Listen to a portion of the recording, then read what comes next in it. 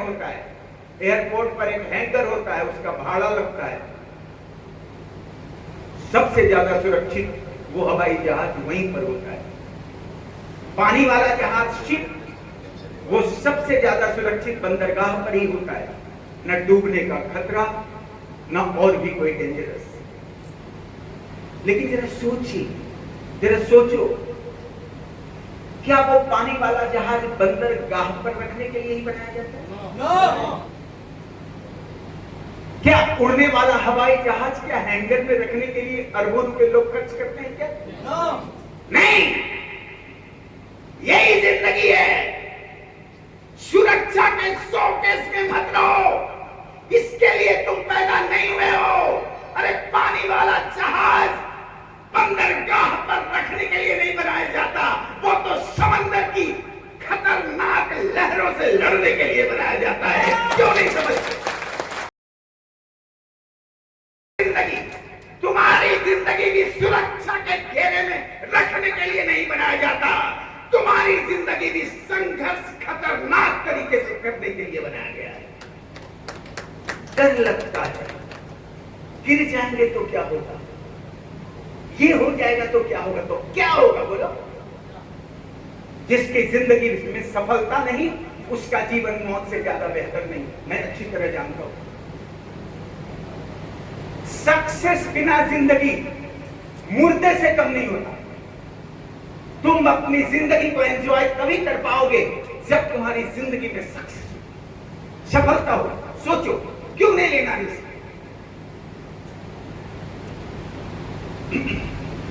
मैंने उस झोपड़े में रहकर कारोबार शुरू किया, घर से दुकान, दुकान से घर, यही चलता रहा। 2-4 साल बाद मेरी मिसेज ने मेरे को बोला कि पैदल आने जाने में दिक्कत होती है तो कोई गाड़ी वाड़ी ले लीजिए। तो मैंने पहली बार गाड़ी खरीदी कलकत्ते में, और वो गाड़ी थी सेकेंड हैंड साइकिल, क्योंकि नई साइकिल खरीदने की औकात नहीं। सोचो बहना, सोचो, बात समझो। उस झोपड़े में जो हम लोग रहना शुरू किए थे, उस झोपड़े में एक चौकी थी, एक केरोसिन स्टोव था, बस जमीन पर खाना खाना, खाना बनना, आगे गंदा सा आंगन था मिट्टी का, उसके चारों तरफ गंदे नाले बहते, उस आंगन के बाद एक गंदा सा पखाना घर, जिसको अंग्रेजी में टॉयलेट भी कहते हैं, सही तरीके से पर्दे भी नहीं। मेरी पत्नी दूर सरकारी नल से पानी लाती, मेरे बच्चे कागज चुनने वाले बच्चों के साथ खेलते। यही मेरी जिंदगी थी, यही मेरी औकात थी, और यही मैं था। सोचो, समझो, मेरा बैकग्राउंड यही है। माता पिता की जिंदगी छोड़ो, मैंने अपनी रियल लाइफ जो स्टार्ट की है वो यही जो मैंने अभी आपको बताया। साल 2 साल बाद मैंने सोचा बच्चों को स्कूल में दाखिला दें, लेकिन उससे ज्यादा रोटी थी, मैं कमा नहीं पा रहा था। शायद धन का अभाव हो, शायद अनुभव का अभाव हो, शायद पर्याप्त सपोर्ट ना हो, शायद मेरी किस्मत ही खराब हो। मैं 2 कदम आगे बढ़ने का प्रयास करता तो देखता तो 4 कदम पीछे हो जाता। 91, 95, 98 सन 2000 तक जाते जाते कहानी समाप्त हो गई हमारी। मैं डिफॉल्टर होने लग गया। 2000 के बाद मेरी स्ट्रगल यानी मेरा संघर्ष इतना खतरनाक था बहनों कि खाना बन जाता तो मैं थैंक्स बोलता भगवान जी को कि खाना बना, खाए हम लोग। नहीं, वर्ल्ड कम कर लो। 2001 चला, 2002 चला, 2003 नहीं चल पाया। 2003 में अचानक, थोड़ा और कम कीजिए, 2003 में अचानक कुछ दबंग लोग आते हैं, मेरे को कॉलर पकड़ के बाहर कर देते हैं और मेरी उस छोटी सी दुकान पर 10 ताले लगा दिए जाते हैं। तू डिफॉल्टर हो गया, तू चला जाए यहाँ से, तू देने की औकात नहीं रखता, बस बात खत्म हो जाती है। जब मैं उस दुकान से बाहर आ रहा था, थोड़ा कंट्रोल करने को नहीं चाहूंगा, दुकान से बाहर आ रहा था, एक चवन्नी भी मेरी जेब में नहीं थी और मैं सड़क पर आ गया था और मैं घर जाकर चुपचाप बैठ गया उसी चौकी पर। मेरी पत्नी कुछ ऐसी संभावनाओं से अवगत थी, वो मेरे को देखकर समझ गई कुछ गड़बड़ हुआ है। उसने कुछ पूछा बोला नहीं, चुपचाप मेरे बगल में बैठती है, मेरे कंधे पर हाथ रखती है, कहती है सब ठीक हो जाएगा, आप मायूस मत होइए। देखो मैं याद नहीं करता हूं उन लम्हों को, अब बोला जाता है कि स्टोरी बताइए तो उसे जाना ही पड़ेगा, बोलने से पहले तो मैं खुद इमोशनल हो जाता हूं। 10-12 दिन मैंने कलकत्ते की सड़कों पर गुजारा होगा। यूं घर से निकलता, हाँ बस और कम कीजिए, मोमेंट बिगाड़िए मत, आप आ जाइए, छोड़ दीजिए उसको। अगर आपको लगता है कि आवाज कम ज्यादा हो रही है वो मेरे कारण, मैं जब आप वॉल्यूम देते हैं तो मैं इसको दूर करता हूं, उसको एक जगह रहने दीजिए। मैं इस तरह 10-12 दिन मैंने अपने जीवन के काले दिन गुजारे कलकत्ते की सड़कों पर। घर से निकलता यूं रोड पर चलता रहता, बस में नहीं चढ़ता क्योंकि बस का अंतिम किराया भी 1-1.5 रुपए होता था जो मेरे पास नहीं होते। मैं विक्षिप्त सा हो गया था, पागल जैसा हो गया। गंदे कपड़े, पांव में टूटी चप्पल, बढ़ी हुई दाढ़ी, दुबला पतला व्यक्तित्व, यही तो एनविलोचन था। मैं संबंधित लोगों की चौखटों पर नाक रगड़ता, मैंने कहता कि मेरी फैमिली है, वो खाना खाएगी, मेरे को मेरी दुकान वापस दे दो। नहीं सुनी गई। अंत में मैं मेरे रिलेशन के 2 बंदों ने मेरे को मेरी मां तक पहुंचा दिया। 2003 में मेरी 75 वर्षीय वृद्धा पेंशनर मां, जिसको बिहार गवर्नमेंट पेंशन दे रही थी, लगभग 10,000 उस समय शिक्षक को पेंशन मिल रहा था। एक 42 साल का बेटा अपने 14 साल के संघर्ष में हार कर अपनी 75 वर्षीय माता की गोद में बच्चों की तरह रोने लग जाता है और कहता है, मां मैं तुम्हारा लायक बेटा नहीं, मैं बहुत नालायक हूं, कुछ नहीं कर पाया मां, मुझे भूख लग रही है, कुछ खाने के लिए दे दो। ये 42 साल के प्रौढ़ ही बोलिएगा, प्रौढ़ बेटे कि ये जीवन समझिए कितना वो, मैं क्या बताऊं, शब्द नहीं मिल रहे मेरे को। लेकिन मेरी माँ ने मेरे माथे पर हाथ रखा और कहा, बेटा तू आ गया, बस यही काफी है, मेरे को सरकार पेंशन देती है, तुझे मैं रोटी खिलाऊंगी। मैं आपसे कहना चाहता हूं मित्रों, दोस्तों, मां का कभी अपमान मत करना। मां बहुत पावरफुल होती है। जो मां का सम्मान करते हैं ना, उसका सम्मान सारी दुनिया करती है। ऑलवेज रिस्पेक्ट योर मदर, हमेशा अपनी मां का सम्मान करो। मेरी मां ने मेरे माथे पर हाथ रखा और इस तरह बोला, मैं रो पड़ा। मेरे अंदर के दर्द आंसू बनकर बाहर आने लग गए। दूसरे दिन मैं सोचा कि कहीं चला जाता हूं, क्योंकि मेरा कॉन्फिडेंट नहीं था कि मैं अपने बच्चों से या फिर अपने छोटे भाई से नजर मिला सकूं, अपनी मां और पत्नी की आंखों में डालकर बात कर सकूं। मैं हारा हुआ था। लोग मेरे पर दया नहीं कर रहे थे। मेरे रिलेशन में भी अच्छे नौकरी में थे, फर्स्ट क्लास मैनेजर मेरे बड़े मामा जी थे। उसने कहा, मरने दो इसको। क्या सोचकर इसने अपने बाप की नौकरी छोड़ी? इसको कोई सिंपैथी नहीं देना, इसने खुद अपने जीवन को बर्बाद कर लिया। कोई सिंपैथी नहीं दी सर, क्योंकि मेरी फैमिली में ट्रेडिशन ही था, नौकर बनने का परंपरा थी। नौकर बनने की, मालिक बनने की सोचना भी गुनाह था। उसकी सजा मेरे को दुनिया दे रही थी कि तू नौकर की औलाद, तू मालिक बनने का सोचा कैसे, अब भुगत। रेलवे स्टेशन पर एक बंदा मिलता है मेरे को, जो मेरे से 15 साल छोटा होता है और उसने मेरे को पहली बार बताया, भैया आप प्रणाम करता है, क्योंकि वो मेरी माँ का विद्यार्थी भी था। फिर उसने कहा, भैया आप आरसीएम जानते हैं? उस स्थिति में मैं था कि मैं ये सोचता कि अगर ये मेरी हालत जान ले तो जो बताना चाहता है वो भी ना बताए। मैंने कहा नहीं जानता, और उसने मेरे को वापस ले आया घर और कहा कि मैं आपको एक मीटिंग में ले जाता हूं। जानते हैं कलकत्ते में बात कैसे बिगड़ी थी? बात इस तरह बिगड़ी थी कि उस झोपड़े में एक दिन ऐसा भी हुआ जिस दिन कोई खाना बना ही नहीं था। हम लोग भूखे सो गए थे उस छोटे से झोपड़े में। स्थिति बिल्कुल ही बिकट थी। तब मेरे दो भांजों ने मेरे को पहुंचा दिया मेरी मां के पास। लेकिन उस दिन जो मैं 42 साल का व्यक्ति अपनी फैमिली के साथ जो भूखा रहा था, तब मेरी अंतरात्मा ने धिक्कारा था मेरे को कि तू किस प्रयोजन से जिंदा है और क्यों जिंदा है?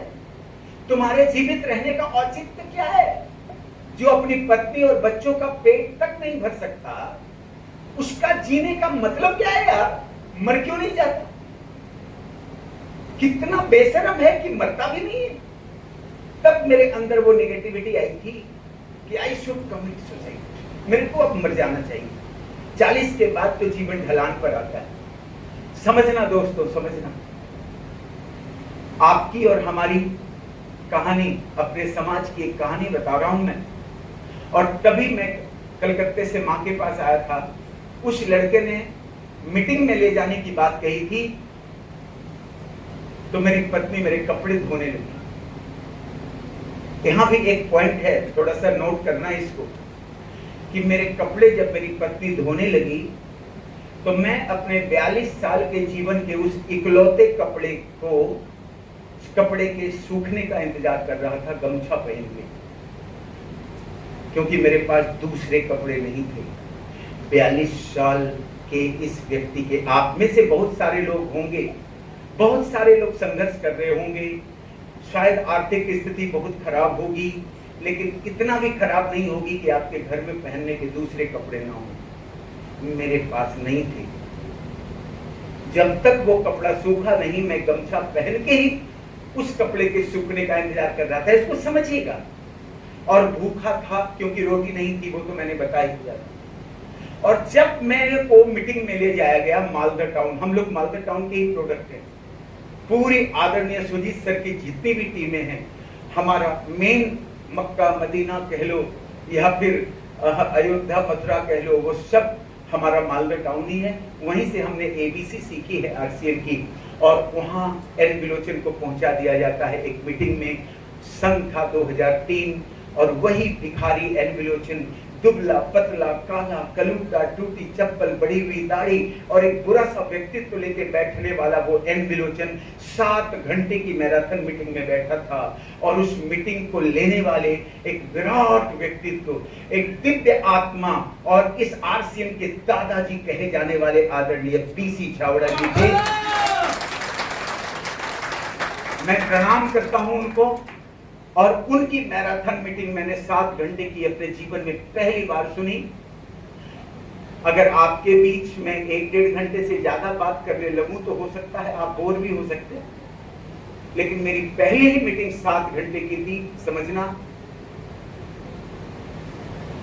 बोलते तो हम उतना ही हैं जितना हम जानते हैं, लेकिन सुनते तो हम वो भी हैं जो हम नहीं जानते। इसलिए अच्छे श्रोता बनो तो अच्छे वक्ता भी एक दिन बनेंगे, और लीडर भी अच्छे बनेंगे।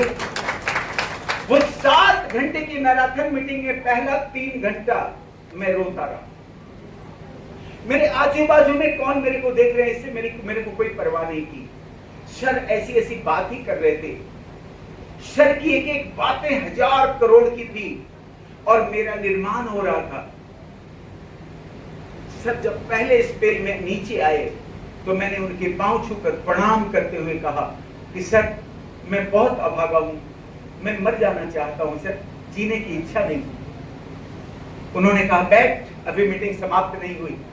और फिर से वो स्टेज पर जाते हैं, और फिर वो कहने लगे जैसे हर एक बात वो मेरे ही लिए कह रहे हो उन्होंने कहा, कौन कहता है कि तू अभागा है, बता। अरे नादान, अभागे तो वो होते हैं जो इस संसार में कीड़े मकोड़े बनकर पैदा होते हैं। अरे अभागे तो वो होते हैं जो इस संसार में जानवर बनकर पैदा होते हैं। तू तो इस संसार का सर्वश्रेष्ठ प्राणी इंसान बनकर पैदा हुआ, फिर तू अपने को अभागा क्यों कहता? अरे मैं कहता हूं कि तू अभागा नहीं है और तू भी अभागा नहीं है, बस ये कमी है कि तू अब तक जागा नहीं है, जागा नहीं। मैं कहना चाहता हूं आपको, अंदर के उस विजेता को जगने दो, अंदर के उस अंतरात्मा को उभारो। इंसान जब जगता है तो धरती कांपने लग जाती है, समंदर उबलने लग जाता है, नक्षत्र हिलने लग जाते हैं। जब इंसान जगता है तो काया पलट हो जाता है। एक बार अपने को जगाओ। एक बात और कही थी उन्होंने कि अतीत में मत जा। तू क्या था इससे कोई फर्क नहीं पड़ता। तू गरीब था, अमीर था, भिखारी था, कुछ भी था। और मैं भी आप लोगों को कह रहा हूं कि क्या था इससे कोई फर्क नहीं पड़ता, आप क्या बनने वाले हैं इससे फर्क पड़ता है। उन्होंने कहा था कि अतीत में मत जा, अतीत मुर्दा है, अतीत में जाएगा तो मुर्दा बन जाएगा। तू कहां जाना चाहता है ये देख, क्योंकि भविष्य जिंदा है। भविष्य में जाएगा तो विजेता बन जाएगा।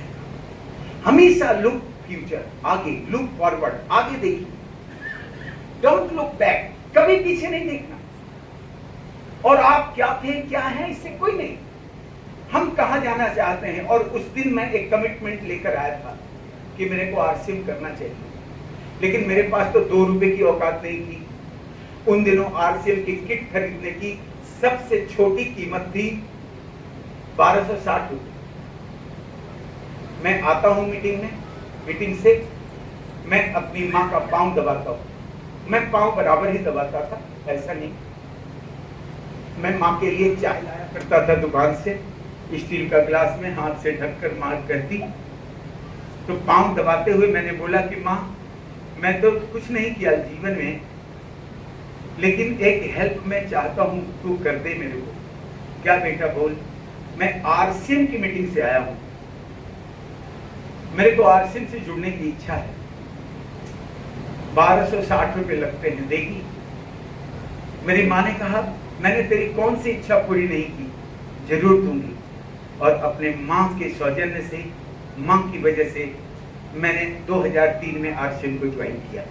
ये 2003 आरसीएम को ज्वाइन किया और ये 2003 में आरसीएम मेरे जीवन में आया। और आज की डेट में हिंदुस्तान में आरसीएम के मंच से अगर करोड़पतियों की लिस्ट जारी होगी तो अंतिम में छोटा सा नाम इस एनविलोचन का भी होगा। पूरी जिंदगी ही बदल गई हमारी। अब मैं अपने घर में नहीं रहता हूं जो पैतृक घर है मेरा। मैं लाखों रुपए की इनकम से खरीद कर मैंने शानदार 4 बेडरूम 4 BHK मैं उस अपने फ्लैट्स में रहता हूं, जिसमें ड्राइंग रूम होता है, जिसमें बेडरूम होता है, हर कमरे में एयर कंडीशन होती है। लेकिन मैंने अपने कमरे में नहीं लगाया, क्योंकि मैं तो उन दिनों को साथ लेकर जीता हूं।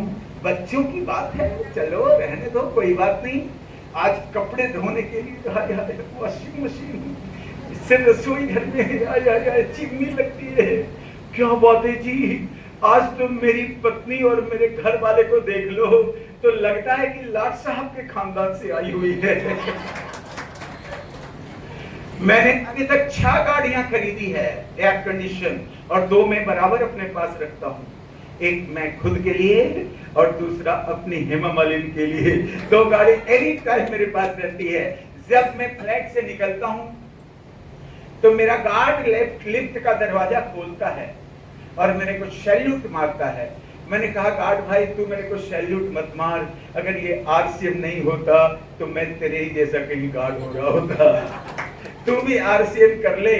और आज जब मजा आता है कि मैं भारत के और भी अपने बिहार और झारखंड के अलावा अलग स्टेट में जाता हूं, मेरे को चाहने वाले लोग और मेरे से प्यार करने वाले लोग कितने रहते हैं सर, मैं तो आपको ये बताऊं कि मैं कुछ किस्मत वालों में हूं।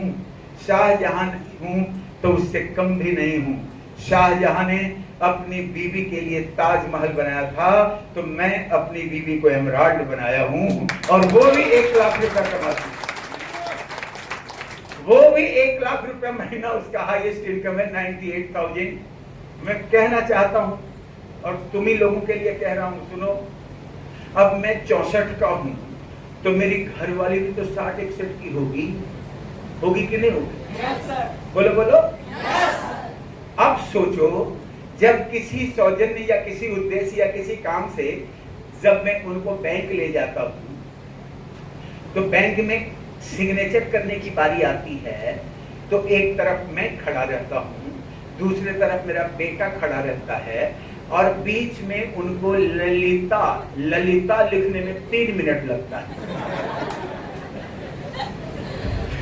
3 मिनट में ललिता लिखती है, लेकिन she is getting now approximate 1 lakh rupees in every month. क्या बात! अब समझो, जब 3 मिनट में ललिता लिखने वाली महिला 60-61 साल की लाख रुपया कमा सकती है, तो तुम लोग तो 10 लाख कमा सकती है। एक बार खड़ा तो हो जाओ, है? क्या बात! जितनी महिलाएं खड़ी हो जाओ, वही ना बात, महिलाएं खड़ी होगी, अब पुरुष खड़े हो गए तो मैं इसी कैटेगरी में डाल दूंगा। और जितनी हमारी बहनें और बेटियां खड़ी हुई है, उनके लिए जोरदार ताली बजाने की जिम्मेदारी, जोरदार जोरदार और जोरदार और जोरदार।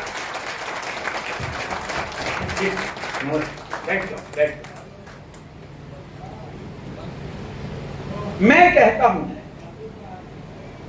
सिस्टम ने क्या दिया, ये तो छोटी मोटी बातें बता दिया, लेकिन सिस्टम ने मूल रूप से क्या दिया मैं लिख कर बताऊंगा, और ये आप सबके लिए मैसेज होगा। आने वाले कल में कितना भी कुछ क्यों ना हो जाए, लोग आपको डिमोटिवेट क्यों ना करे, घर वाले भी आपके खिलाफ क्यों ना हो जाए, याद रखना, अपने आरसीएम के रास्ते से कभी मत भटकना। बता देता हूं, नहीं तो जो अपना बनकर आपका रास्ता रोकेंगे, वही हारने के बाद आपको औकात दिखाएंगे। कोई नहीं होगा बचाने वाला, और वो जो आपको औकात दिखाएंगे ना, यहां नहीं, यहां दुखेगा, यहां दुखेगा। अपनी व्यक्तिगत सफलता से कभी समझौता मत करना, क्योंकि यही तुम्हारी सक्सेस है, यही तुम्हारा स्वाभिमान है, यही तुम्हारे जीवन का मतलब है। बात को समझो।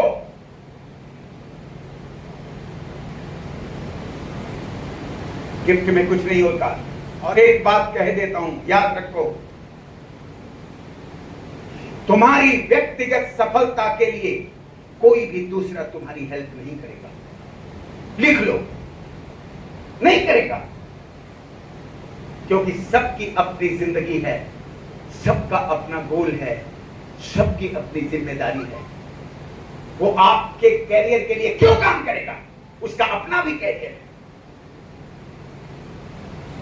चाहे पति हो, पत्नी हो, बेटा हो, बाप हो, मां हो, कोई भी हो, पैसा दे देगा, लेकिन आपके कैरियर के लिए सिर्फ और सिर्फ एवं सिर्फ आपको ही काम करना होगा। याद रखना, मैं कभी नहीं सुनता, लोग सोते रहते हैं, मैं जग जाता हूं, मैं तैयार होता हूं, मैं रेलवे स्टेशन आता हूं, बेटा को कहता हूं छोड़ दो, क्योंकि ये मेरी जिम्मेदारी है। मैं हूं, कभी मैं बेटे का आदर्श हूं। मैं भीख मांगता तो बेटा भी लात मारता। याद रखना,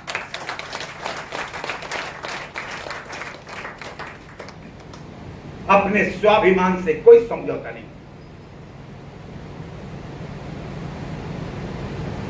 इस सिस्टम ने दिया क्या, लिख कर बताता हूं, देखो क्या दिया, और खोज लेना दूसरी जगह। जाओ, जहां जाना है जाओ और खोज लो। अगर वो चीजें मिल गई आपको तो मत करना आलसी, और पूरे वर्ल्ड में अगर वो ना मिल पाई तो जरूर करना आलसी।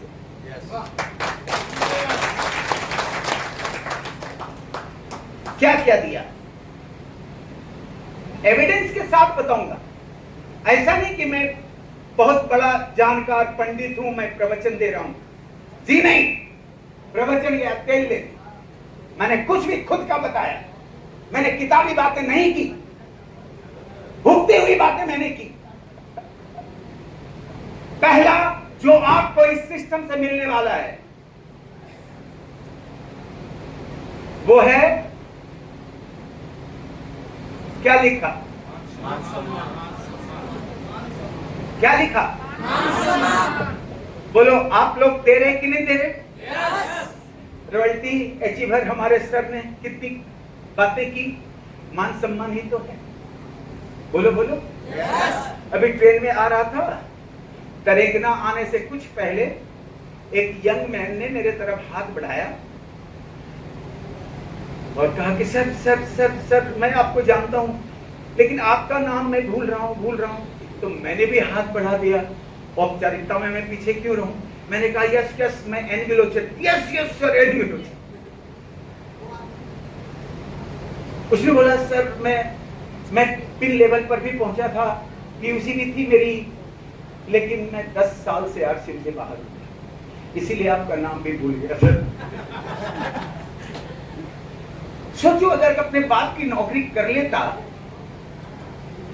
तो ऐसी बातें होती? no. बोलो ना। no. अभी मैंने उम्र कितनी बताई? 4 साल पहले मैं रिटायर हो चुका होता, और फिर जीने का नहीं मरने का इंतजार कर रहा होता। यही होता। और मैं जितने 50 प्लस हैं मैं उनके लिए कुछ कहना चाहता हूं। सर जीवन में सब कुछ खत्म कभी नहीं होता, चाहे जितने भी उदास हो जाइए, जितने भी मायूस हो जाइए, जितने भी नीचे गिर जाइए, जितने भी फेल हो जाइए, जितना भी असफल हो जाइए, लेकिन किसी भी हाल में सब कुछ खत्म नहीं होता। एक आशा की किरण रहती है, उसी को जगाइए। और जब तक हम जीते हैं तब तक हम कुछ इतिहास रच सकते हैं। सर मरने से पहले मत मरिए। ये तरुण सागर है ना, क्रांतिकारी संघ, नाम सुना कि नहीं सुना? यस, धीरे धीरे बोल रही है। अरे क्रांतिकारी संघ बराबर टीवी पर आते हैं, उनकी किताबें छपती है, बिकती है, चिल्ला चिल्ला कर बोलते हैं, निहंग रहते हैं। सुना कि नहीं, देखा कि नहीं? उन्होंने एक बात कही थी, मैं आपको बताना चाहता हूं। उन्होंने कहा जीने के लिए भोजन जरूरी है, उससे ज्यादा पानी जरूरी है, उससे ज्यादा हवा जरूरी है। यस और नो? लेकिन मरने के लिए क्या जरूरी है? बैठे बैठे दिमाग का नस फट गया, मर गए। बैठे बैठे हृदय गति रुक गई, मर गए। लेकिन अफसोस तो तब होता है जब लोग मरने से पहले भी मर जाया करते हैं। इंसान की एक मौत उस दिन भी होती है जिस दिन वो निराश होता है। इंसान एक दिन उस दिन भी मरता है जिस दिन वो अपने आप से हार जाता है। इंसान उस दिन भी मरता है जिस दिन उसके सपने खत्म हो जाते हैं। इसीलिए पैदा एक बार हुए हो तो मरना भी एक बार। मरने से पहले बार बार मत मरना, मत मरना, मत मरना। और 50 प्लस को कहना चाहता हूं, एक बार एक आईएएस थे, 60 साल की नौकरी, सफल जिंदगी की का सेवानिवृत्ति किया उन्होंने, रिटायरमेंट ली और घर चले गए। घर जाने के बाद 1 साल से ज्यादा वो रह नहीं पाए। यानी घर के सारे लोग ये समझ रहे थे ये तो डेड हो चुका, ये तो चूसा हुआ गन्ना है, अब तो इसको टाइम पर चाय दो, टाइम पर खाना दो, अब इससे होने वाला कुछ है नहीं। और इग्नोरेंस, इग्नोर करने लगे लोग। लेकिन वो आईएएस भी एन बिलोचन से कम नहीं था। वो अगले ही महीने विदेश का टिकट बनाया परिस्थितियां भांप ली उन्होंने और वो विदेश चले गए। विदेश जाकर उन्होंने एक बिजनेस शुरू की और अगले 30 वर्षों में जब वो 90 साल के हुए तो वो अरबपति बन गए। और फिर उन्होंने किताब में एक लाइन लिखी कि अगर मैं आईएएस से रिटायर होने के बाद घर में ही रहता तो 2-4 वर्षों में ही मैं मर चुका होता, लेकिन जब विदेश आया मैंने नई एनर्जी, नया माहौल, नया बिजनेस, नई शुरुआत मैंने की, तो अगले 30 वर्षों में मैंने वो हासिल किया जो 60 वर्षों में हासिल नहीं हुआ था। ये जिंदगी का नाम है। 60 साल हुआ अब तो बूढ़े हो गए भैया, अब तो दांत टूटने लगे, तो कैप लगाइए, स्वस्थ रहिए। फीलिंग एज क्या है? सिर्फ एक न्यूमेरिकल है, गिनती है। 58 से 59, 59 से 60। कौन कहता है बूढ़े हो गए? अपने जज्बात में एक फर्क इत्फा रखता हूं, दिल का सच्चा हूं, मोहब्बत की जुबा रखता हूं। ढलती सूरज की हंसी तुम ना उड़ाना यारो, लाख बूढ़ा हूं, इरादे तो जवा रखता हूं। अमिताभ बच्चन कहते हैं बूढ़ा होगा तेरा बाप। अभी बहुत सारे काम हमारे को करने हैं, इसीलिए फीलिंग मत लाइए बुढ़ापे की। यंग मैन एकदम।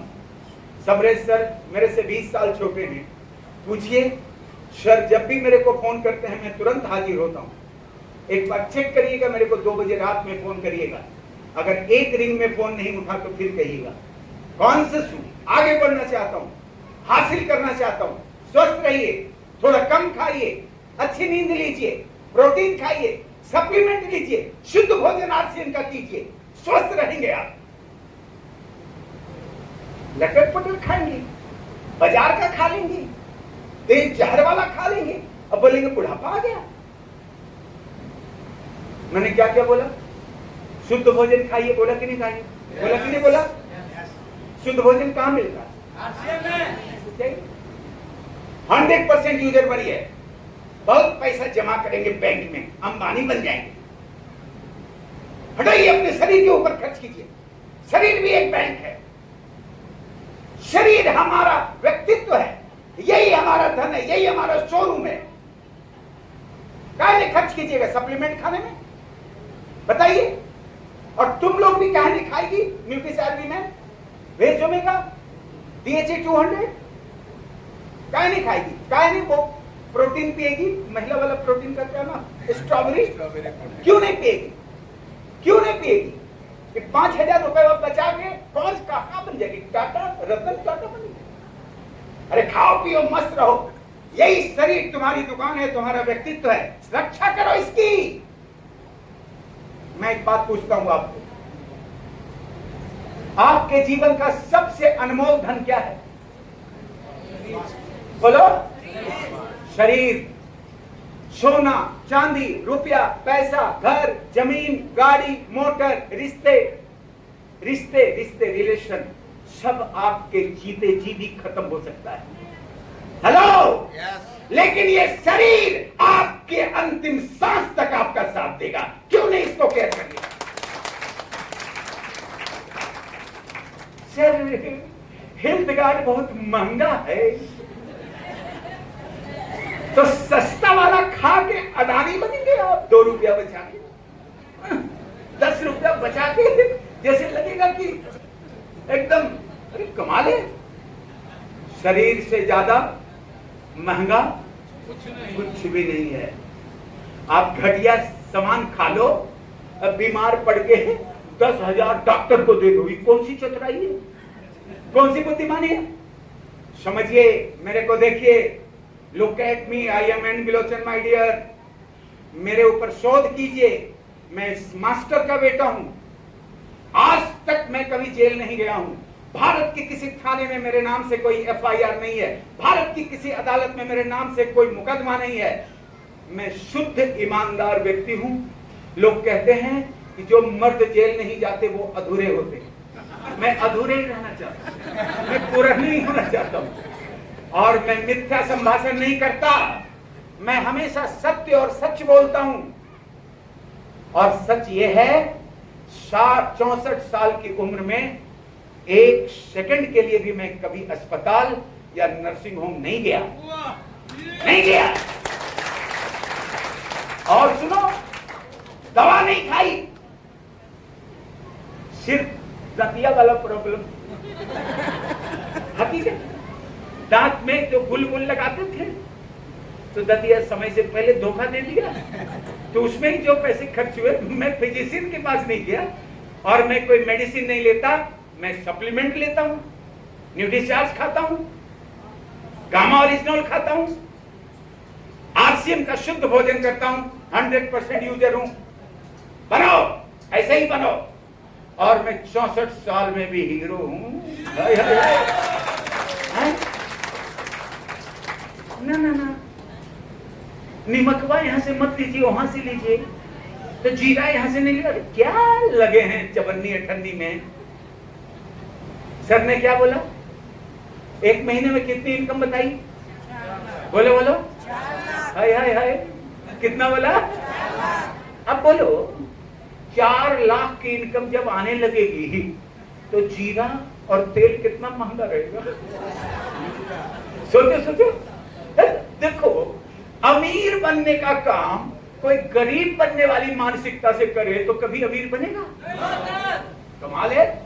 देखो, हमारे को जो मिला, 5 चीजें मिली मेरे को, और मैं बता रहा हूं। पहला क्या मिला? मान सम्मान। दूसरा मिला पहचान। बोलो, मेरे आने से पहले मेरा नाम मसौड़ी में आया कि नहीं आया?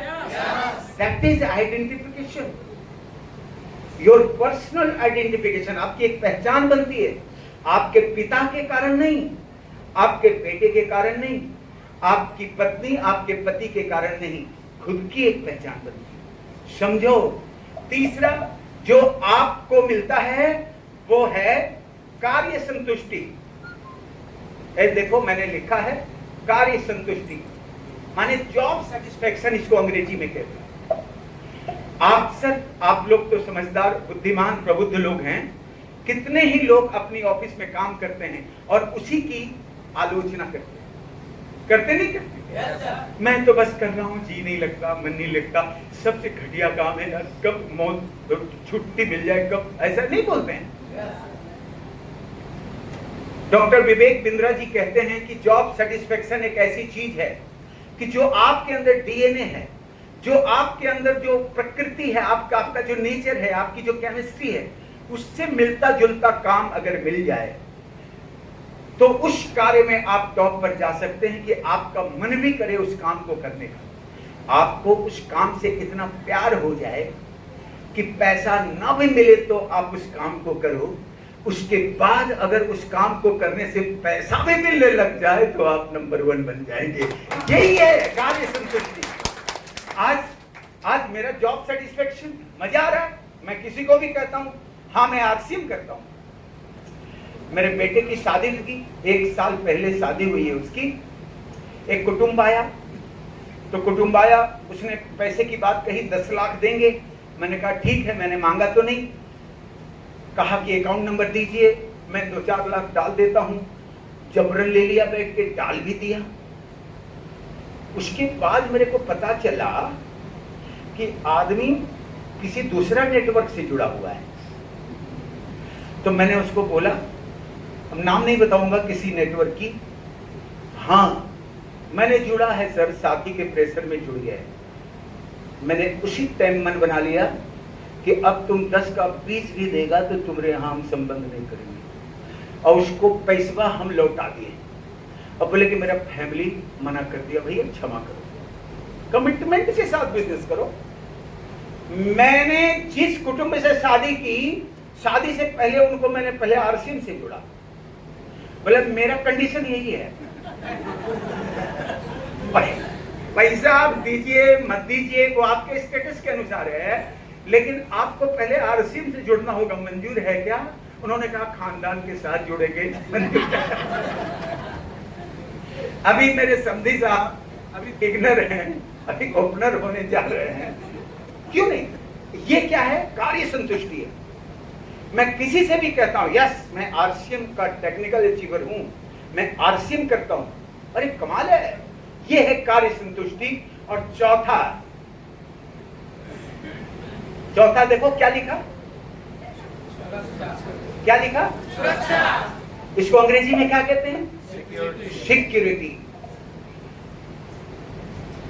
सिक्योरिटी सिक्योरिटी, सुरक्षा सुरक्षा सुरक्षा बोल बोल के सारी जिंदगी असुरक्षित रहती है।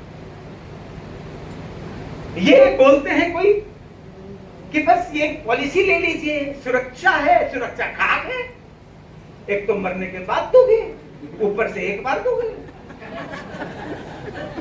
सही है कि गलत है? देगा तो मरने के के मार देगा, कौन सा सुरक्षा? मेरे जीते जीतो असुरक्षित, साला जब तक जिया फाका कसी में, मरने के बाद की सुरक्षा, ये कौन सी सुरक्षा? मैं कहता हूं सुरक्षा की परिभाषा सुनो क्या है, real definition of security. I am telling you my dear ladies and gents, sister and brothers, सुरक्षा की मुख्य परिभाषा क्या है मेरे से जानो, मैं बताता हूं। सुरक्षा का मतलब है जो काम हम कर रहे हैं बदले में जो मिल रहा है, हम उस काम को ना भी करें तो भी वो मिलता रहे, हम इस दुनिया में ना भी रहें तो भी हमारे बेटे पोते पड़पोते लड़पोते छड़पोते को मिलता रहे, इसको कहते हैं सुरक्षा। कहीं है ऐसी सुरक्षा? है अगर है किसी कोने में तो आ जाना, धन्यवाद मेरे को बताना, उसी दिन मैं आरसीएम ड्रॉप करके आपसे जुड़ूंगा। और अगर नहीं है तो चुपचाप आओ इधर।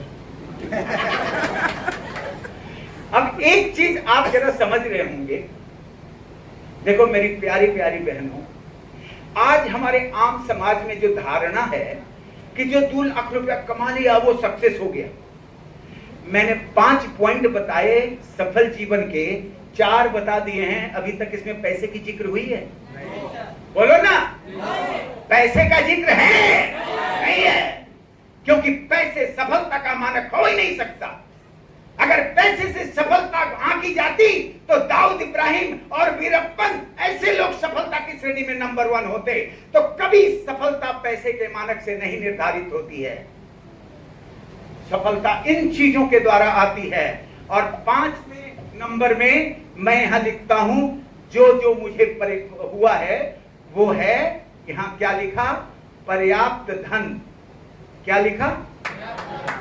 लास्ट में लिखा पर्याप्त धन, एनफ मनी, कि मैं जो लाइफ स्टाइल सर्वाइव कर रहा हूं, मैं जो जी रहा हूं, मेरे जो भी खर्चे हो रहे हैं उसके लिए किसी के सामने हाथ फैलाने की जरूरत नहीं, पर्याप्त धन मेरे को सिस्टम दे रही है, मैं मस्ती से चल रहा हूं। मेरे को एक बात बता दीजिए आप सभी लोग, ये 5 चीज एक साथ एक प्लेटफॉर्म पर किसी जगह है? बोलो बोलो।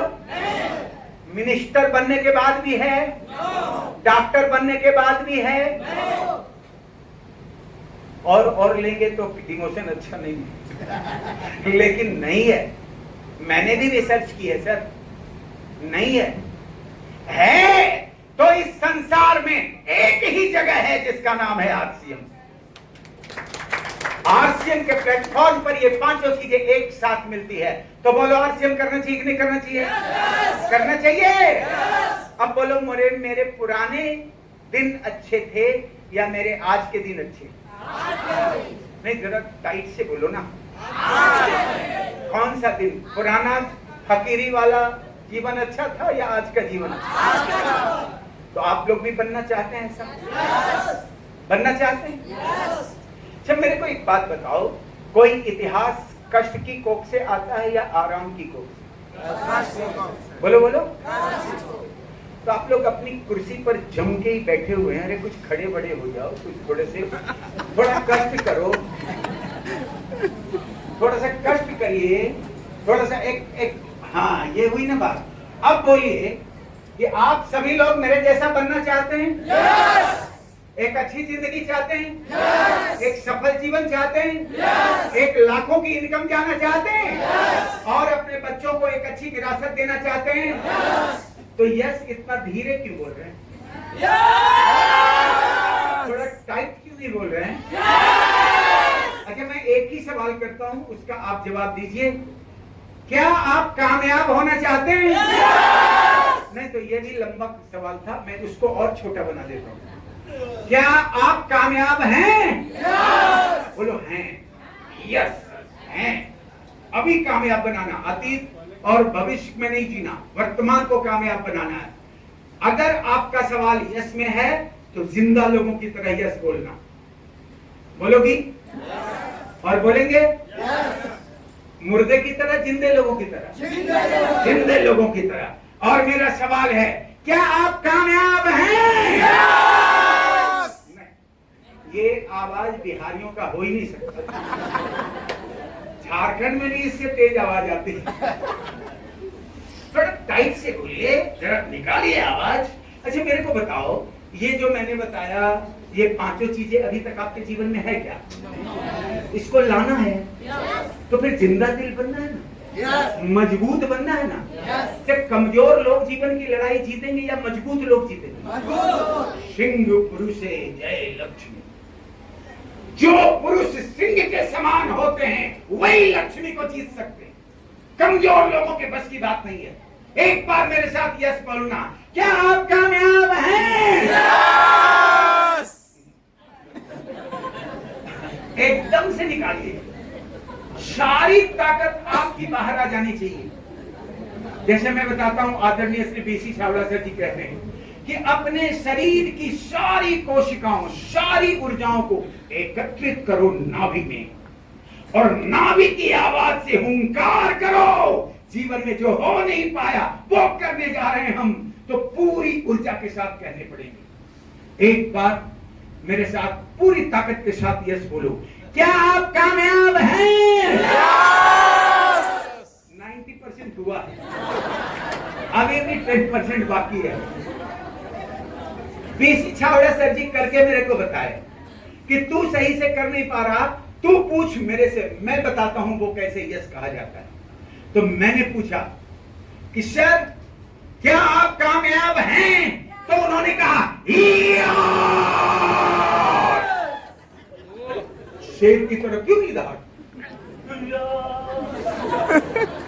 एक बार ऐसे ही अंदाज में बोलो, और हमारी बहना और बेटियां भी बोलेगी। क्या आप कामयाब हैं? आप कामयाब हैं? आप कामयाब हैं? क्या बात। अब तो मसौड़ी वाले मेरा आशीर्वाद है। आप जरूर कामयाब हैं, और मैं भी आपको अब मैं कह सकता हूं, आश्वस्त कर सकता हूं, लेकिन उसके लिए एक प्रयोग और करने पड़ेंगे। बैठना मत, कुर्सी पकड़ना पॉलिटिशियन का काम है, नेटवर्कर का काम नहीं है। अभी खड़े रहना, मैं घंटों से खड़ा हूं आपके समक्ष। तैयार हैं? तो उसके लिए आपको 3 काम करने पड़ेंगे। पहला काम, आपको डांस करना पड़ेगा। अब डांस करने का वो मतलब नहीं एकदम लय में, अरे डांस करें, कुछ हिलाओ, कुछ हिलाओ, जो हिलता है हिलाओ, ठीक है? एकदम जड़वत नहीं रहना, हिलाना। दूसरा काम, हुटिंग करना। हुटिंग समझते? हुटिंग करना, चिल्लाना। ये सब जिंदा लोग करते हैं, मुर्दा लोग करते हैं। और तीसरा और अंतिम कार्य, ताली बजाना। ये 3 में से कोई तीनों भी कर सकते हैं या कोई एक भी कर सकते हैं, चलेगा। और ड्यूरेशन है 1 मिनट, यानी 60 सेकेंड। याद रखना, अगर मौका चूके तो फिर सोच लो ठाकुर। इसीलिए इस 1 मिनट में सारी ऊर्जा बाहर कर दो। आज ही आपकी टेक्निकल काफी होगी। तो मैं अपने म्यूजिशियन से कहता हूं, एक डांसिंग म्यूजिक आप बढ़िया से लगाइए, ताकि हमारे सारे बंधु दिल खोलकर 60 सेकेंड डांस कर लें, ताली बजा दें, हुटिंग करें।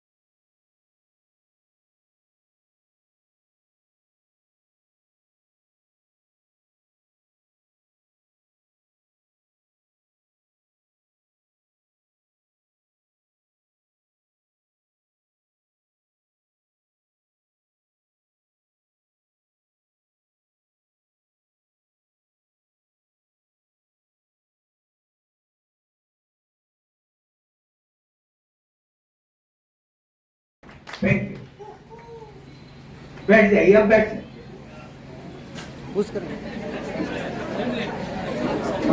रुक दे। एक इम्पैक्ट मैसेज में दे रहा हूं, इसको जरा निकालिए। बिजनेस आरसीएम में और बाहरी बिजनेस में क्या अंतर है, जानना चाहेंगे कि नहीं जानना? yes! और उसके लिए जान लगाइए। सुबह में गुरुकुल में आइए, 40,000 करोड़ के मालिक आदरणीय श्री टीसी छाबड़ा सर आपको अमीर बनने का पुट सिखाते हैं। सारी सिस्टम वहां होती है। 1 घंटे भविष्य के लिए खर्च करो, 1 घंटे। पेट के लिए तो 24 घंटे दे रही हो, 1 घंटे भविष्य के लिए दो। आरसीएम में जीवन में कामयाब होना वैचारिक युद्ध है, विचारों की लड़ाई है। विचारों में मजबूत हो जाओ। सुबह उठो, गैंडे की तरह मत सुतो कुंभकर्ण के जैसा।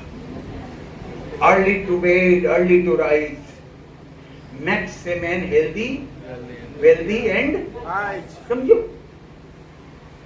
जो सुबह उठते हैं वो पहलवान भी होते हैं, धनवान भी होते हैं और बुद्धिमान भी होते हैं। सुबह उठो और 6:30 से 7:30 तक टीसी सर को सुनो, हो पाएगा? yes! दूसरा काम नंबर 2, जल्दी जल्दी रॉयल्टी किनको चाहिए? जल्दी जल्दी तीव्रता से। हाँ, तो आप सब लोग, हाँ एकदम धन्यवाद बहन जी, हाथ नीचे कर लो। अब कोई मनमानी नहीं, कोई लंगटड़ानी नहीं।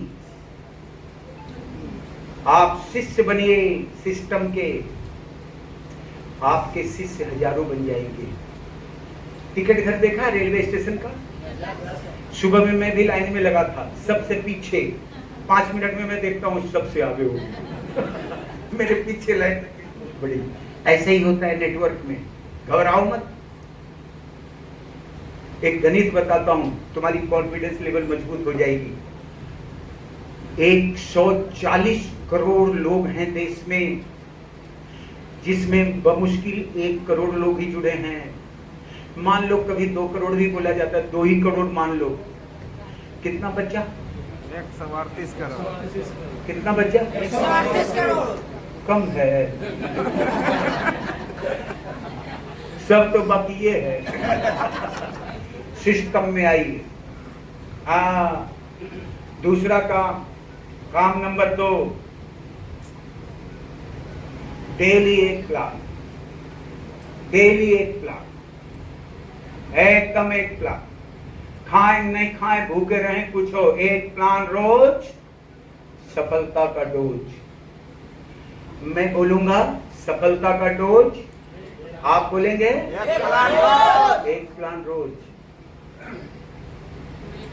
तो मैं बोलता हूं सफलता का डोज, सफलता का डोज। और बहुत सारी बहनें नहीं बोल रही है, क्यों नहीं बोल रही? तुमको नहीं करना है। सफलता का डोज, एक प्लान डोज। दो बहुत बड़ा काम होगा। बड़े काम से बड़े परिणाम नहीं, छोटे काम से बड़े परिणाम आते हैं। बड़ी आंखों से बड़े सपने नहीं, छोटी आंखों से बड़े सपने लोग देखते हैं। आज हमारे ग्रेट अपलाइन आदरणीय श्री सुजीत सर को देखो। हम लोगों ने कमोबेश तो साथ साथ ही काम शुरू किया था। सर हमारे अपलाइन में हैं, आज 30 लाख की इनकम। सोचो, अब वो पहले रहते थे क्यूल में, प्रमोशन हुआ तो चले गए पटना, फिर प्रमोशन हुआ तो चले गए दिल्ली, अब और प्रमोशन होगा चले जाएंगे अमेरिका समझो, यही तो है डेवलपमेंट, यही तो है सक्सेस। तो एक प्लान, सफलता का, और जो नहीं दिखाया, सोचो अपने भविष्य को अपने ही हाथों कब्र खोद रहे। हाँ, तो अपने भविष्य की कब्र खोदना चाहिए, अपने भविष्य का निर्माण करना चाहिए। तो एक प्लान रोज दिखाएंगे तो एक महीना में कितना प्लान होगा? 30 लोगों को प्लान दिखाएंगे। शॉर्टकट प्लान बताएं। आप राह चलते भी दे सकते हैं किसी को भी। मान लो तुम्हारे पास समय कम है तो आखिर क्या होता है बताइए। तो आप कहिए कि पंजा बाहर करो, आप लोग भी कर लो। ये प्लान है, पंजा बाहर करिए।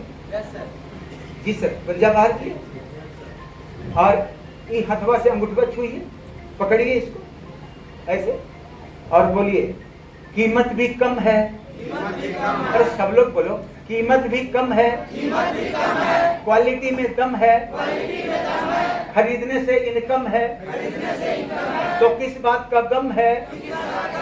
यही आरसीएम है।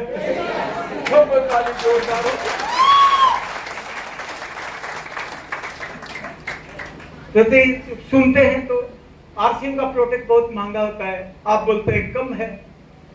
तो आप पूछे नमक कौन सा खाते हो? तो टाटा का। कितने में मिलता है? 28 में। उसमें पीपीएम कितना है? पीपीएम क्या होता है? आयोडीन का मानक होता है। कितना होता है? 15। मेरा भी 15 है और दाम 28 नहीं है, दाम 20 है। कितना है? 20। कीमत कम हुआ कि नहीं हुआ? और उसका डबल रिफाइनिंग है, हमारा ट्रिपल रिफाइनिंग है। तो बोलो क्वालिटी में कम हुआ कि नहीं हुआ? बोलो बोलो। अच्छे बार खरीदेंगे तो एक बार फ्री मिलेगा।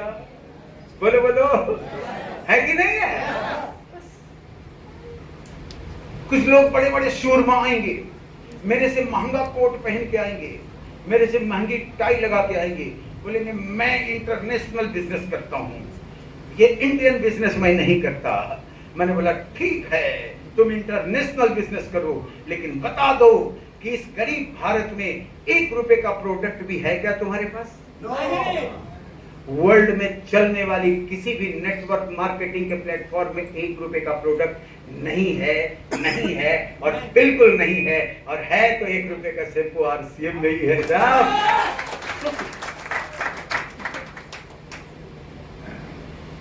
तो एक आदमी को ऐसा नहीं बता सकते आप? एक दिन में एक आदमी को नहीं बता सकती? बोलो बोलो, नहीं बता सकती?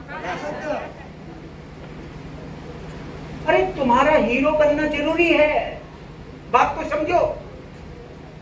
इसके पीछे लॉजिक क्या है सुनो। मेरे पिताजी अगर अरबपति रहते तो मैं भीख मांग रहा होता क्या 2003 में? सोचो ना। अरे क्यों नहीं समझती? अगर तुम अमीर बन जाओगी तो तुम्हारा जीवन नहीं, तुम्हारे बच्चे भी अमीर बन जाएंगे। क्यों नहीं समझ? एक प्लान क्यों नहीं दिखाई रोज? आपस में बातचीत कम करो, लड़ाई झगड़ा कम करो, टेलीविजन कम देखो, कलर टीवी और कौन कौन टीवी। मैं तो न्यूज चैनल देखता हूं, इसके अलावा कुछ नहीं। तो मैं अपनी बहनों से बेटियों से कहना चाहता हूं, don't waste your priceless time. अपने कीमती समय को बर्बाद मत करो, क्योंकि ये दोबारा नहीं आएगा। Never will come. कपड़े तुम्हारे दोबारा आ जाएंगे, पैसे दोबारा आ जाएंगे, लेकिन जो समय गुजार दोगी वो इस पूरी जिंदगी में कभी नहीं आएगा। नहीं आएगा। तो बोलो उसका दुरुपयोग करना है कि सदुपयोग करना है? तो एक प्लान दिखाएंगे कि नहीं दिखाएंगे? नहीं, मेरे से आज एकदम क्लियर कर ही लो। एक प्लान रोज सारे लोग दिखाएंगे? अब बताओ 30 लोगों को हमने प्लान दिखाया तो कम से कम कितनी ज्वाइनिंग हो जाएगी? 10। ठीक बोल रहे। कितना बोले? 10। सही है। आप हमेशा अच्छा मेरे को बात बताओ, मसौड़ी में कितने लोग हैं जो भोजन करते हैं, नहाते धोते हैं? और कितने लोग हैं जो ना नहाते हैं ना खाते हैं, हवा पी के रहते हैं? तो 30 आदमी को बताएंगे तो 30 भी जुट सकता है। कम से कम 10 लोगों को तो हम ले ही लें। यस और नो? और कोई थोड़ा बहुत नाच नखरा भी करे तो जबरन उसके पास प्रोडक्ट पहुंचा दो। बोलो पहले खा लो, अगर तुम्हारे मानक पर ये खरा नहीं उतरा तो वापस ले लेना। Yes sir. है कि नहीं है? तो पक्का है एक प्लान रोज? यस। एक प्लान रोज? यस। तो इसके पीछे का टारगेट भी है 10 ज्वाइनिंग हर महीना। है कि नहीं है? Yes. चलो हमारे रॉयल्टी अचीवर 5 बोले हैं, मैं 5 ही पर मोहर लगाता हूँ। 5 ज्वाइनिंग तो दे सकते हैं? Yes. हर महीना दे सकते हैं? Yes. Very good. काम नंबर 2। काम नंबर 3, आप हर महीने डायमंड क्लब करो। सुनो, जो डायमंड क्लब में रहते हैं वो जल्दी डायमंड बनते हैं। हमारे एक लीडर हैं कलकत्ता के, वो बोलते थे कि यहां से दिल्ली जाना है, आपके पास 3 माध्यम है, एक है बस, दूसरा है ट्रेन, तीसरा है हवाई जहाज। जल्दी कौन पहुंचेगा? हवाई जहाज। दिल्ली जल्दी कौन पहुंचेगा? हवाई जहाज। तो आरसीएम में भी रॉयल्टी बनने के 3 रास्ते हैं, 1500, 2500 और 5000। और 5000 हवाई जहाज है। जो 5000 हवाई जहाज में बैठेगा रॉयल्टी जल्दी वही मिलेगा। सीधी सी बात है। तो काम नंबर 3 मैंने बताया, डायमंड क्लब करना चाहिए। लेकिन अगर एनीवे नहीं हो पा रहा है तो कम से कम कंसिस्टेंसी में जरूर रहना, 1500-2500 में जरूर रहना। काम नंबर 4, हर महीना आपको एक मीटिंग में आना है। हर महीना कुछ भी हो जाए आना पड़ेगा। अच्छा बोलो, आज आए तो आपकी जानकारियां बढ़ी कि नहीं बढ़ी? यस। एक्साइटमेंट बढ़ी कि नहीं बढ़ी? यस। कॉन्फिडेंस लेवल बढ़ा कि नहीं बढ़ा? यस। नहीं आते तो इतना होता क्या? नो। तो आने से लाभ हुआ या लॉस हुआ? लाभ। बोलो बोलो, लाभ। बोलो ना। लाभ। तो हर महीने के लाभ से क्यों वंचित रहेगी? हर महीने आओ मीटिंग में। काम नंबर 4 था ना कि 5 था? 4। और काम नंबर 5 एकदम सिस्टम से मैं बोल रहा हूं। काम नंबर 5, फॉलो अप करो। अपलाइन के भी कांटेक्ट में रहो, डाउनलाइन के कांटेक्ट में रहो, फोन पर हमेशा जुड़े रहो। ये 5 काम हो सकता है कि नहीं हो सकता? Yes. और मैं कहना चाहता हूं, सितंबर आ रहा है और सितंबर के टारगेट महीने का बिगुल बच गया जुलाई में, और मेरा मसौड़ी आने का यही अभिप्राय है। सितंबर टारगेट का महीना है, जग जाओ।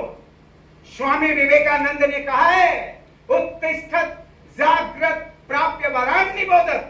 उठो और जागो और तब तक चलो जब तक कि कामयाबी की मंजिल न मिल जाए।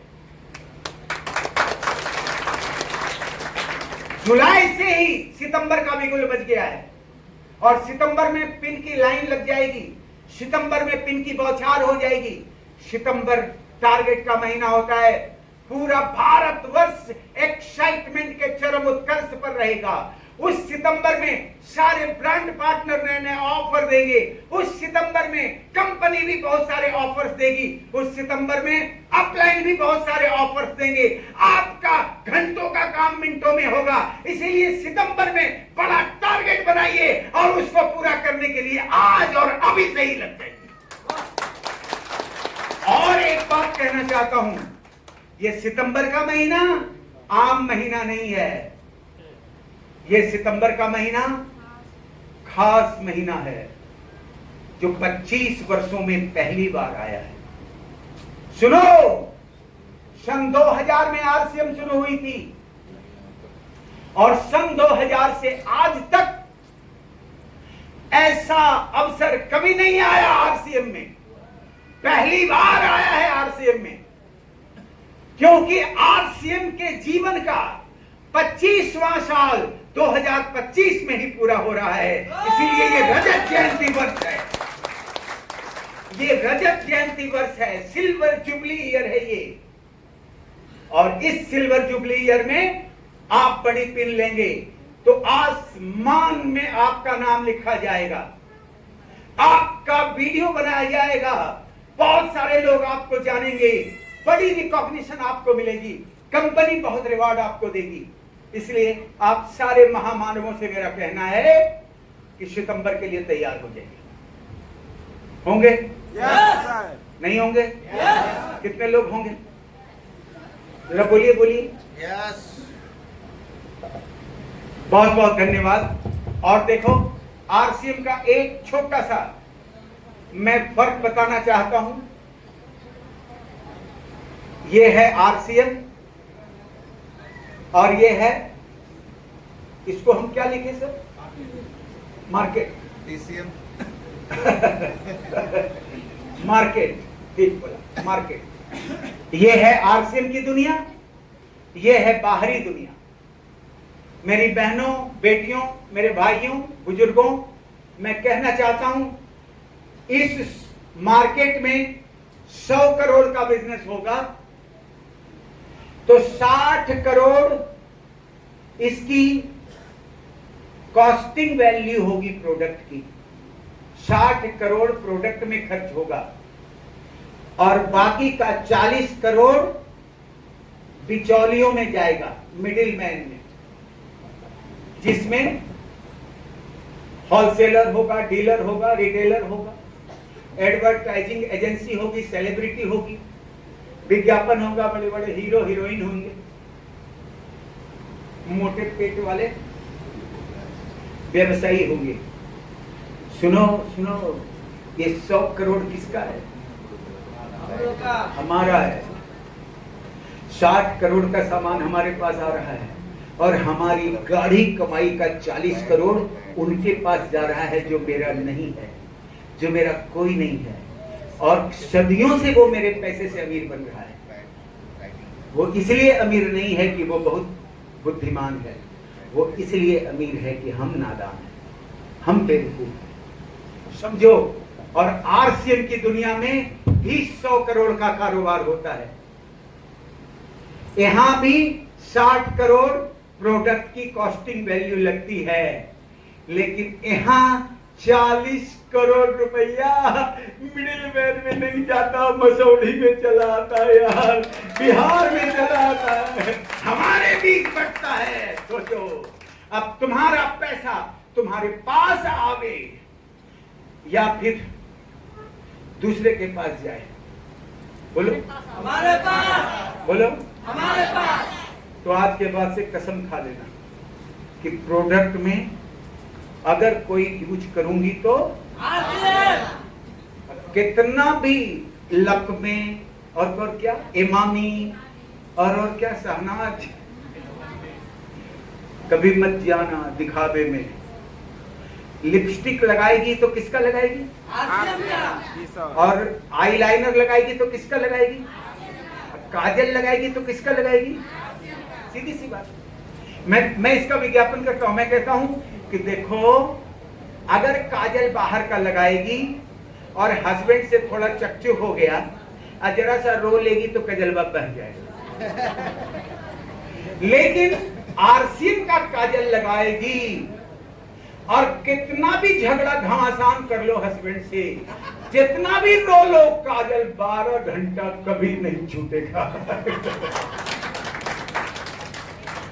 और दूसरा कहता हूं कि बाहरी लिपस्टिक लगाएगी तो थोड़ा सा गुपचुप खाएगी कुछ का तो लिपस्टिक हल्का हो जाए नहीं, लेकिन आरसीएम वाला, उसको कौन लिपस्टिक कहते हैं सर? वाटर प्रूफ लिपस्टिक लगाएगी, बिना पोछे वो हटेगा ही नहीं, चाहे खाना खाओ, नाश्ता करो, गुपचुप खाओ, कुछ नहीं खाओ। तो क्वालिटी में दम है कि नहीं है? और मैं आपसे कहना चाहता हूं, जब पैसे मेरे पास आ रहे हैं तो हम इस बिजनेस को जरूर करें। इससे हमारा वर्तमान जीवन नहीं, हमारा भविष्य भी बनता है और हम अपने बच्चों को एक अच्छी विरासत देने वाला पिता बनते हैं या फिर बुजुर्ग बनते हैं। लास्ट में एक बात कह के मैं आज की बात समाप्त करूंगा, और वो एक बात ये है, बड़ा मार्मिक है जरा, लेकिन सुनना सही से। अगर आप कर्तव्य पथ से भटकेंगे तो जरा इस बात को सोचो कि घर का मुखिया जब कोई बड़ा डिसीजन लेता है, बड़ा फैसला लेता है, तो सिर्फ घर का मुखिया ही उसको पूरा करने के लिए प्रयास नहीं करता, बल्कि उसके बच्चे भी भगवान के पास जाकर पैरवी करते हैं कि मेरे पापा को सफल बना दो। होता है कि नहीं होता है? और उसकी पत्नी भी सोमवार का व्रत रखती है, संतोषी माता का व्रत रखती है कि मेरे पति को सफल बना दो। होता है कि नहीं होता है? और मेरे उनके पिता और उनकी माता भी वो मंदिर और मस्जिद में मत्था टेक टेक के कहते हैं कि मेरे बेटे को सफल बना दो। बोलते हैं कि नहीं बोलते हैं? अरे कमिटमेंट तो उस एक व्यक्ति की है, लेकिन पैरवी इतने सारे लोग क्यों करते हैं? सोचा है कभी? इसलिए करते कि वो एक व्यक्ति अगर अपने जीवन की लड़ाई हारेगा तो वो अकेला नहीं हारेगा, उसके साथ उसका खानदान हार जाएगा। लेकिन अगर वो एक व्यक्ति अपने जीवन की लड़ाई जीतेगा तो वो अकेला नहीं जीतेगा, उसके साथ उसका पूरा परिवार जीत जाएगा। इसलिए मैं कह रहा हूं कि लड़ो, और तब तक लड़ो जब तक कि तुम्हारी कामयाबी हासिल ना हो जाए। और अब अंत में मैं आज की मीटिंग का समापन करता हूं। आदरणीय श्री समरेश सर को मैं बहुत ही सम्मान के साथ बुलाना चाहता हूं, क्योंकि वो मेरे ग्रेट अपलाइन ही नहीं हैं, वो मेरे आइडियल लीडर भी हैं, मेरे आदर्श भी हैं। उनके पास, उनके चेहरे पर हमेशा मुस्कान होती है, ईगो तो दूर दूर तक उनके अंदर नहीं होता, सबको प्यार देते हैं। किसी भी ग्रुप को बहुत ही जिंदा दिली से वो अपना डेडिकेशन देते हैं। मैं उनको बहुत बहुत धन्यवाद, साधुवाद देता हूं।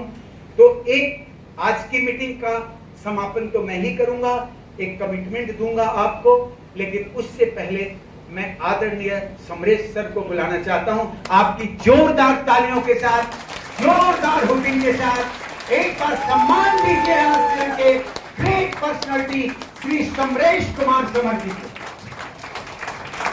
जोरदार जोरदार